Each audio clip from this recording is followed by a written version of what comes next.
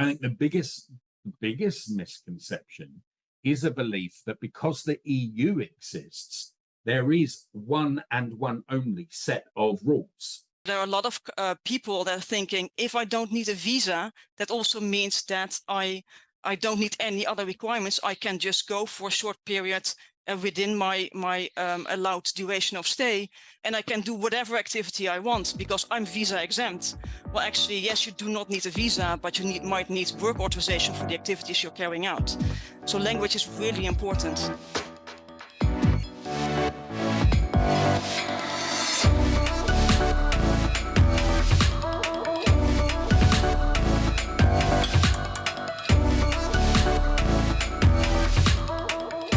Welcome to another episode of Relocation Leader. I'm your host, Zach Turbis, and today we're talking about EU misconceptions with Ray Rackham, the Senior Vice President of Thought Leadership, Advocacy, and Public Policy. We also have Caroline Langeveld, the Senior Strategic Advisor and Advisory Services Manager from Newland Chase. So I want to welcome you guys, and why don't you give just a brief overview of your responsibilities? Hey, I'll go first. Thank you so much, Zach.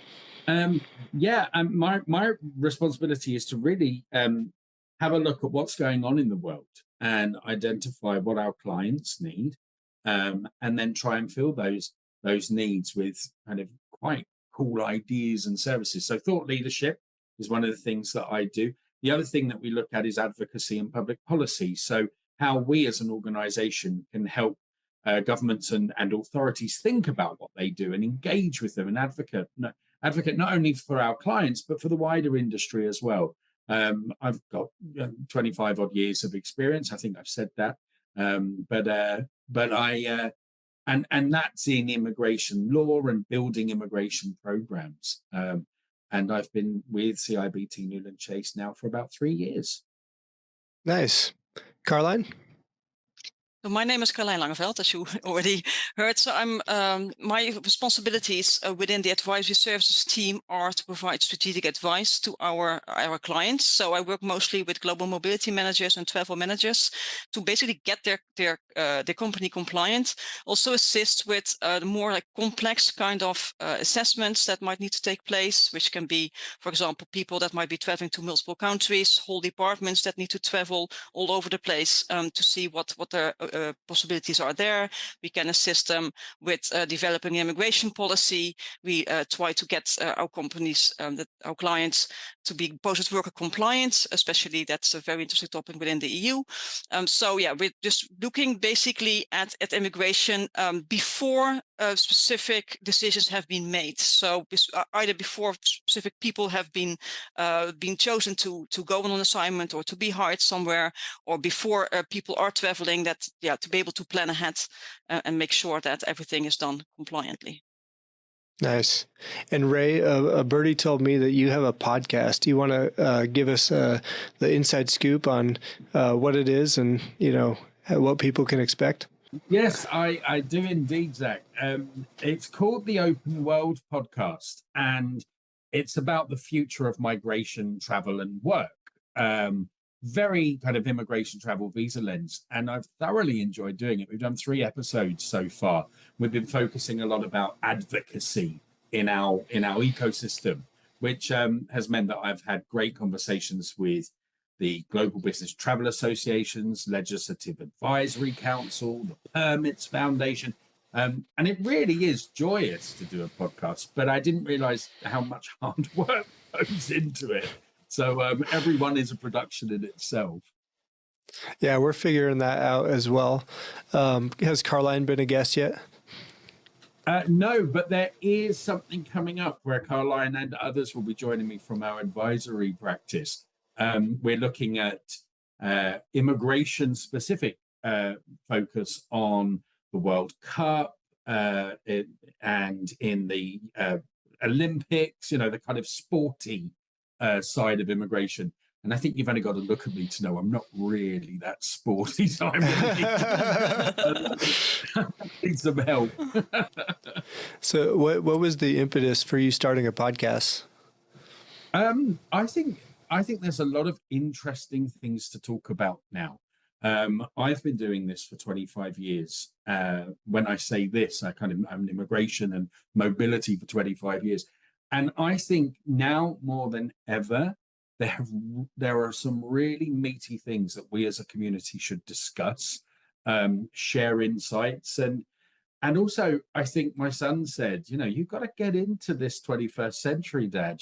Put down your Blackwing pencil and your typewriter and get on with it. So I think that's why I'm doing it. It's crazy how, to me, it really helps us be collaborative with people we've never even met before. I mean, we're collaborative with the guests, and that's cool. We get to kind of converse and talk with you about things that move us forward. But also just, the listenership, what I listen to, what you listen to, it helps us be part of that kind of larger conversation, even if we're not directly conversing. Absolutely. And I just didn't realize that. I suppose in my innocence, I didn't realize that you could create a podcast about just about anything and people will listen. And my podcast tastes range from musical theatre to the cinema of the 1950s. I have a very, very nuanced taste, obviously. But I found a bit of a following in mobility and immigration people who, are saying good things about it. And I've loved doing it. But as I say, it is a production. It is something that you need to plan and how you need to treat it like anything else. And it's not something you can just do of a weekend and be happy with. So yeah, it takes time, but I'm really enjoying it. I know I'm pretty eclectic myself in what I listen to. I like theology, philosophy, politics, but I actually recently just found a cello podcast where it's just like the guy plays, hours of cello music, and I like listening to it when I work. So it's just amazing, isn't it? You can find something like that, and it's just wonderful. And they are real finds. So yeah, I advise everyone to go and find your podcast, find your groove. Caroline, do you have any podcasts you like to listen to? Yes, I do. I've been, I think lately I've been listening a lot. There's a Dutch podcast in the Netherlands of an historian, and he provides a lot of comments basically on current political situation, like not only like in the Netherlands, but also like worldwide, but also then addresses things just like each episode, well, not each episode, but like a lot of them, he will dive into a specific time in history, basically, and tells us more about it. And when I was at school, I never was very interested in history. Because I didn't have a teacher that really could make me enthusiastic for it. But just the way that he talks about it just wants me to learn more. So I think that also the combination for him, like looking at the history and as well and at how things are going now and making those connections, I think it's really interesting for me. And I must also say his voice is in such a way that it really helps me sleep. So usually I turn it off in the evening, I fall asleep with it, and the next day I turn it on again, and then I listen to the whole thing. Yeah, nice. I've done that many times where you have to go back and say, right, when did I fall asleep? Yeah, minute this. Yes, okay, you can. Exactly. Moment in time. Yeah. You're like, I remember. Oh, I don't remember. Yeah. Nice. I'm curious about, so we're talking about EU misconceptions, work in the EU, but have you guys ever had any misconceptions that, getting into, I guess, the work on a more global stage, have you found that you had misconceptions in your past that you're like, oh, I guess I didn't see that right? I think I've certainly experienced misconceptions being on a global platform. Like you can't hide the fact that I come from the UK. And I think sometimes when you're working in a global role and you're interacting with so many people on the global stage, and sometimes you're talking about something and people think you're talking about the UK. So you have to then go back and go, no, I'm actually, I'm talking about country A or item B, just because I sound like a lot of, again, 1950s movie characters. I think sometimes people just assume that I can only talk to the UK. That's been a big thing that I've found. And then my own misconception really is, until as I've been in this business for about 25 years, and until I really got into it and understood what you can and cannot do, there are lots of times where I've traveled and said to an immigration officer prior to getting into mobility, "Oh, I'm going to do this," because I thought it made me sound very important in my not so distant youth. But yeah, like that's something that I often think, wow, knowledge is very powerful once you begin to procure it. So yeah, absolutely. How about you, Caroline? Yeah. I've been thinking, like, while he has been talking about it, for me it's been difficult because when I got into immigration in 2007, I knew nothing about it. I have completely different background. I studied physics, so it's a completely different set of laws, basically, that I learned there. So when I applied for first job of immigration, it was the first time I even was thinking about like that this even existed and that there were companies that were existing, other companies with arranging this. So for me, and I've worked in global immigration from the start, so I've always learned from different countries at the same time. So for me, I think it's not as many misconceptions just because I did not have any conceptions to begin with. And I started learning. What I did find out that it is really important, the type of language you're using. So if you, for example, I started working on a few countries and was talking to network partners or colleagues in different offices about immigration processes there, and they're using a certain language, so that's the language that you start to learn. And then you talk to someone else in a completely different country, and they then use the same language, but then they mean something completely different. So for example, when people were talking about legalizations, when I'm thinking about legalizations, I'm thinking about having a document actually being confirmed to be authentic, like up to like Ministry of Foreign Affairs, the consulate of the country where you're going to. That for me is a legalization. But there are countries where they're not familiar with that concept. They don't ask for those kind of legalizations. But when they say legalization, they mean a notification. Notarization, so that only a notary needs to stamp it. So what I did learn, as I said, like it's so important, understanding language and understanding as well that the language that one person uses might be just meaning something very different than what another person means with the same wording, basically. So that's something I think that I've learned that is really important to really look at behind what someone is talking about, and really making sure that you're understanding the other person correctly when you're talking to him. I think that's so fascinating, Caroline, because it really does feel like there is a universal immigration language that we all fall into that trap sometime of believing that every term that we use in one country will be the same in another. And even down to a work permit might be very different from applying for a permit to work.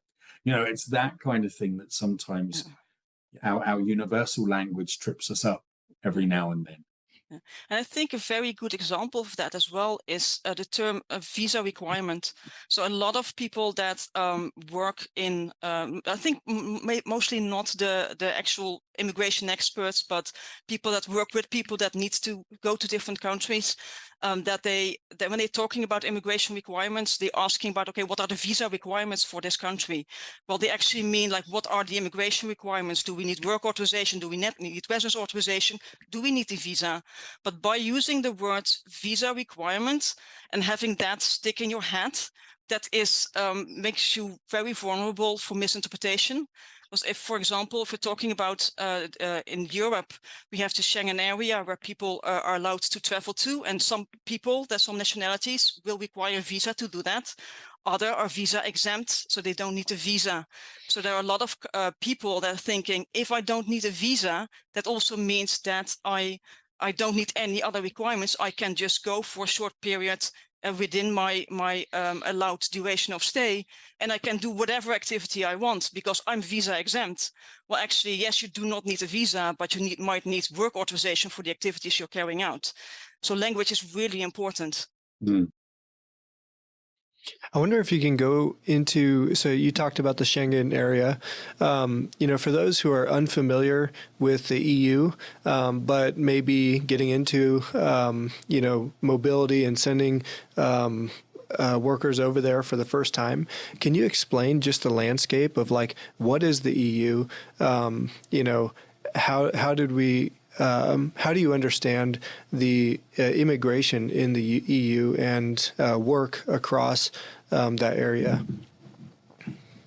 It is actually quite complicated in a sense because there are a lot of different countries involved, and they are slightly different for different regions, and they all come together in a way. Basically, the EU, European Union, it is cooperation between at the moment 27 different countries, and that is on a lot of different fronts. So it has a political part of it, it has an immigration-related part of it, there's trade in it, like it's a lot of different things. From immigration perspective, what's important to understand is that there's freedom of movement within the EU, and that means that an EU national can go to any other EU country and is allowed to work there, is allowed to reside there, as long as they have sufficient funds and as long as they have health insurance. So you basically can just can go to any country and you can get employment there.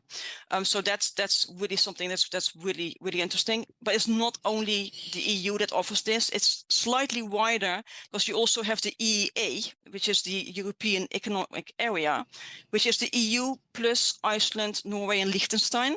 So they are also included in that freedom of movement. And then there's also separately, there is an agreement with Switzerland where Swiss nationals can do the same things within the EU and EEA. And the other way around is a bit more complicated, so I won't go into those details, but into Switzerland, there's also some level of freedom of movement, a bit less than the other way around. So that's when you're calling EU. But then I mentioned Schengen, and Schengen then again is slightly different, because Schengen is basically EU, EEA and Switzerland, minus at the moment 4 countries, which is Ireland, Cyprus, and at the moment still Bulgaria and Romania. But Bulgaria and Romania are about to enter the Schengen area as well by the end of March. And then within Schengen, they have then a common visa policy, which means they have like one list of nationalities that require a visa or not to travel within the Schengen area. And whenever you are allowed into Schengen, you're allowed to travel throughout the whole of the Schengen area. So if you obtain a visa, which is called a Schengen C visa for short stay, you are not only able to enter the country that issued that visa to you, but you can actually travel throughout the whole of the Schengen area based on that visa, or if you are visa exempt, based on visa exempt status. So yes, a lot of different terms, and I know that when we publish this podcast, there will be a link to to a short article that I've written about different misconceptions about the EU and other parts of Europe. So yeah, if you want to like look up exactly which countries are part of which, etc., you will be able to find it there. I should have started you off with like an easier question, like, what's the meaning of the universe? Well, I talk about that as well. This study physics. No, I didn't get everything about that. Yeah. But I think you have to delve into that level of detail, because Caroline, you often talk about the EU and the EU plus, don't you? Like it's there are ways of understanding it, but to mobility professionals who don't have to think about the specific makeup of the EU and the European Economic Area and what might be the Schengen zone, oftentimes people think of the EU or even Europe as if it was one country with a complete set of governing rules and one socio-economic or geopolitical landscape. And as we were talking about earlier, language as well. And it really isn't. What Europe is the largest economic region in the world. And then between the EU and the EEA, as Caroline said earlier, and to a lesser extent, Switzerland, there does exist freedom of movement of capital, goods, persons, missed one, and services. But we have to remember that the EU essentially is a supranational political economic union of individual countries. And I think that's really important to remember, because those countries have their own laws and procedures, particularly in the world of immigration, but they also contribute to and agree to be obligated by directives set out by their union. And again, as a Brit talking about this now, it seems almost as if I shouldn't be, because as we know, the UK decided to exit this union. But I think it is really important to get that kind of understanding, that so many people say to me when I travel around the world, "Oh, you're from Europe," and I say, "Well, yes, I am.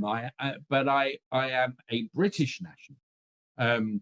And I think the biggest misconception is a belief that because the EU exists, there is one and one only set of rules governing the entire region. And it's not as easy or as simple as that. And then when you start to think about the trends that we're seeing, the global trends in migration and immigration, and you put the kind of EU lens on it, then it becomes a whole different set of fun and games. It's great, but it's complicated. Yeah, absolutely. Absolutely. Yeah. So I have Ray. I wonder if you can help set the table for us here. I was wondering if you could speak to, how the landscape of global immigration has changed in recent years, and what trends are you seeing in corporate relocation to the EU?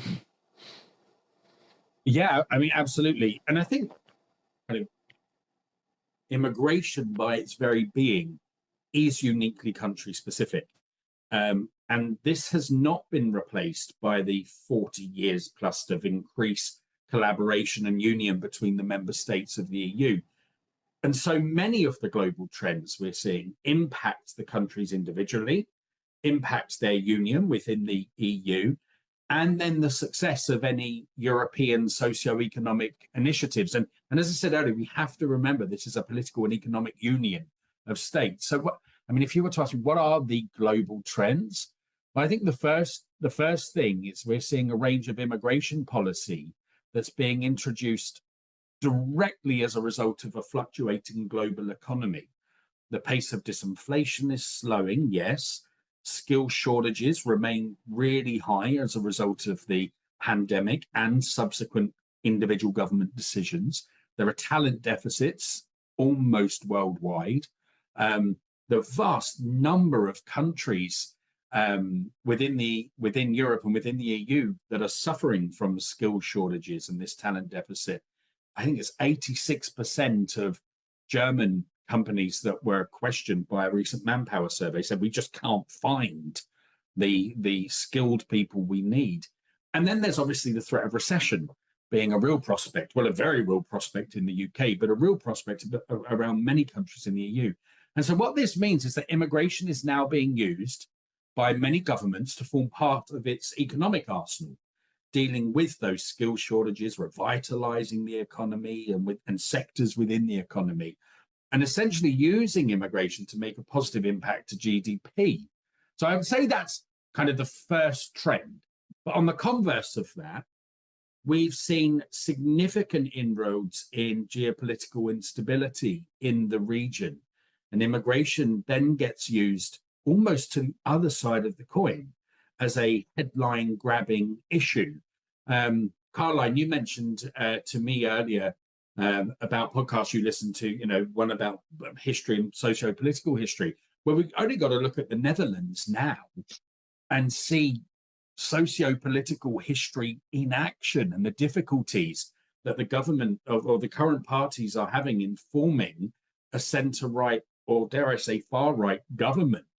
We've seen shifts to Le Pen-style dialogue and immigration in France. The growing Flemish far-right is expected to make gains in the Belgian elections in June.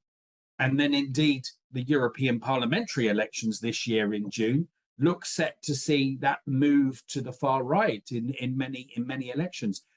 What that does is then bring in something called protectionism, where parliamentarians and politicians react to public opinion by making immigration more difficult. So on the one hand, you've got kind of economically a push to make immigration easier. And then on the other hand, politically, you've got a push to make immigration more difficult in the region. And the European Union, as we said, is a socio-economic political union. So those two things are really competing. And for me, that's why there are so many pitfalls, misconceptions, and mind traps that corporations should consider.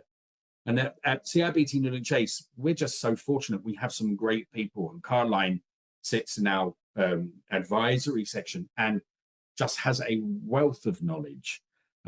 So Zach, don't ask me anything that's particularly detailed, because I will be handing over.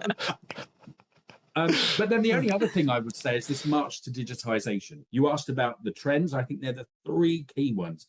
There's immigration being used as an economic lever. There's this kind of political protectionism. And then the final thing is digitization. And we've seen an acceleration of the digital world post-pandemic. And the EU certainly is part of that, with the introduction in the future of an entry-exit system, a kind of ESTA-style ETIAS, entry kind of travel authorization system coming in. And then we heard last year about the possible digitization of the Schengen visa, a C visa system. And this correlates perfectly with the trends that we're seeing worldwide. So I do think you kind of got to take the good with the bad, and you've got to look at the global trends and then put a very EU specific lens to them. And that they're the trends. Caroline, I don't know if you'd have anything else that you'd add to that. No, I think you covered that quite nicely. I think, and what you said about the Netherlands is absolutely is what we are seeing, that we see skill shortages. So you want, and also the companies are really shouting for keeping in the Netherlands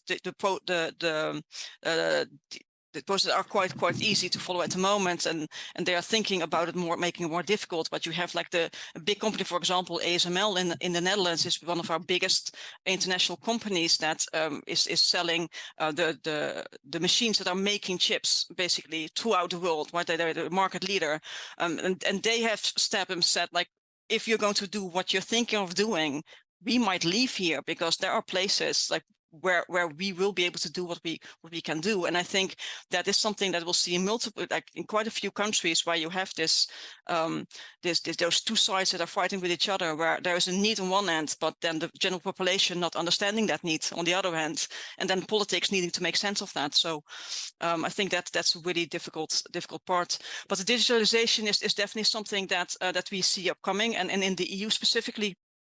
It's going to be really important, especially for people that are traveling on visa exempt status for short periods of time. Because so far at the moment, when you would be going to a border crossing, you would need to maybe show your passport, and they would be like flipping through it and they see like how many stamps you have. And they might then sometimes start counting the days if they think, well, that's quite a lot. But you are still able to basically get through the cracks and sometimes enter, even if you have already gone beyond your allowed 90 out of 90 days. But once we have the entry and exit system in place, which is expected to be implemented by the end of this year, then everything will be digitalized. So there's no way for you to actually still do that. And like when you won't be able to go beyond those 90 out of 180 days anymore. That's going to think in the EU is going to be making a big impact. And then the only other kind of thing that I'd add to that is Europe looks set to have, according to the World Travel and Tourism Council, 5 of the top 10 destination cities for business travelers or corporate travel by 2032. And those European cities that are kind of key drivers for corporate and business change and growth, you've got to get this stuff right.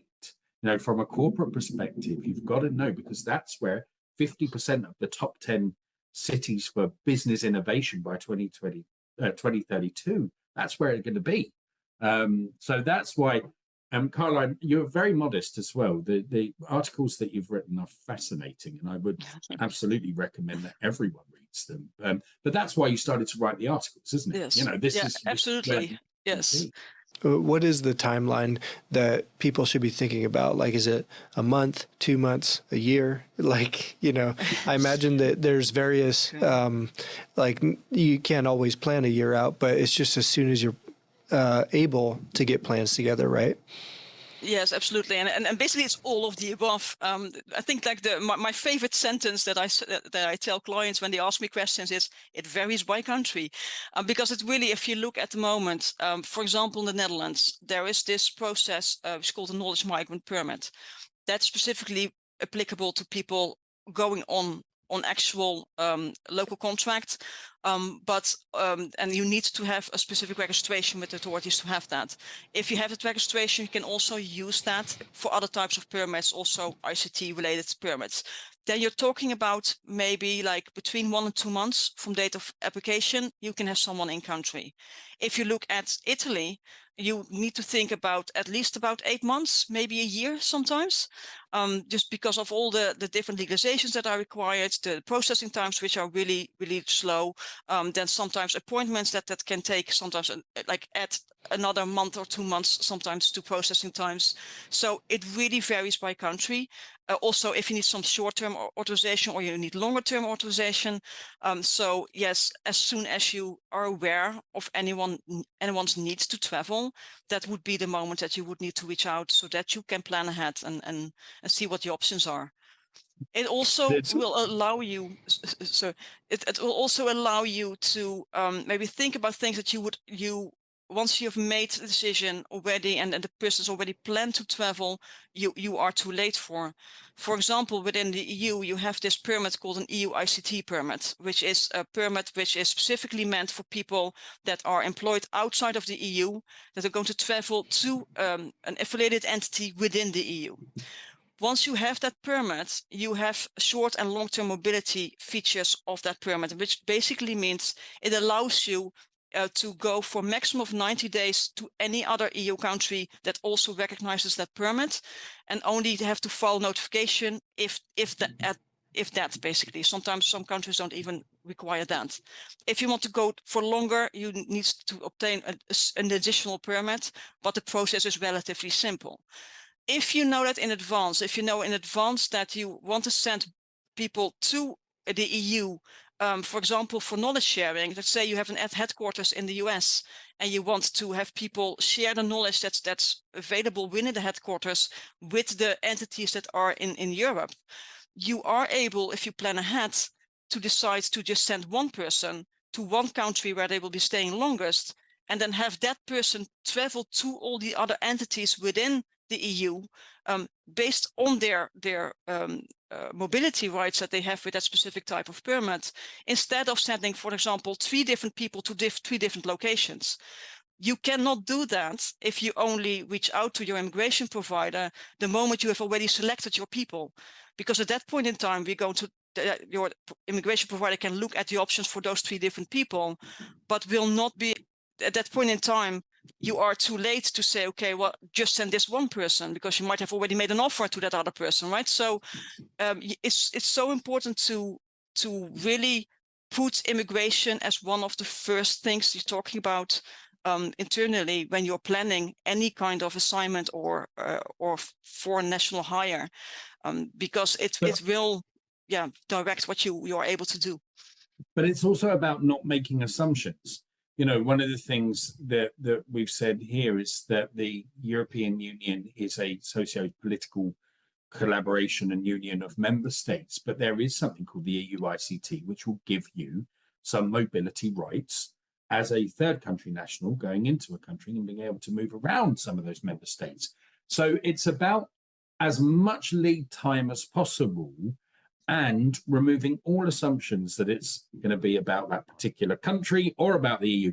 Get to the experts quickly and figure out what the best option for your desired result is going to be. Now, that could be 3 people in 3 different parts of Europe. It could be 1 person traveling around. Could be actually in country A, there's this nuance that you might need to do something else. But all of those things are going to be different person by person as well. We'll start to see trends, and you'll start to develop which type of people you'll be able to send, but there'll always be that personal element. So the removal of assumptions, I think, is the second lesson.